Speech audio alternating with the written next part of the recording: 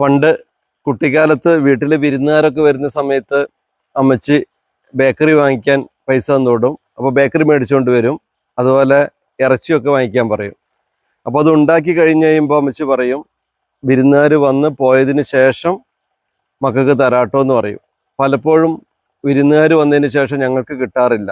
അത് വലിയൊരു സങ്കടമായിരുന്നു. അപ്പോൾ ഇപ്പം എനിക്ക് മോനായി അപ്പൂസൊക്കെ ആയ സമയത്ത് ആര് വിരുന്ന് വന്നാലും ഞാൻ അമ്മച്ചിനോട് ചോദിക്കും എത്ര സാധനങ്ങളാണ് വാങ്ങിക്കേണ്ടതെന്ന്. അപ്പോൾ അമ്മച്ചി പറയുന്ന അളവിൽ ഇറച്ചിയായാലും ബേക്കറി ആയാലും ഒക്കെ മേടിക്കും. പക്ഷേ അതിൻ്റെ കുറച്ചുകൂടെ കൂടുതൽ ഞാൻ വേറെ വാങ്ങിക്കും.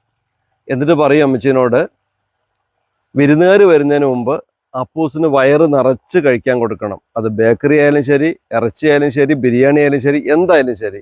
അങ്ങനെ അപ്പൂസിന് വയറ് നിറച്ച് കൊടുത്തതിന് ശേഷം അതോടൊപ്പം ഞാനും വയറ് നിറച്ച് കഴിച്ചതിന് ശേഷമാണ് വിരുന്നുകാർക്ക് കൊടുക്കുള്ളൂ. അപ്പോൾ ഞാൻ വീട്ടിലുള്ളവരോട് പറയും, നിങ്ങൾക്കും വയറ് നിറച്ച് കഴിക്കാം, എന്നിട്ട് വിരുന്നുകാർക്ക് കൊടുക്കാനുള്ളത് ഉണ്ട് എന്ന്. അപ്പോൾ പലപ്പോഴും പല കുട്ടികളും എന്നോട് ഷെയർ ചെയ്യാറുണ്ട്, വിരുന്നുകാരൊക്കെ വരുന്ന സമയത്ത് അവർക്ക് കൊടുത്തിട്ടേ ആ വീട്ടിലുള്ളവർക്ക് കൊടുക്കൂ. ആ ശീലം ഒന്ന് മാറ്റണേ.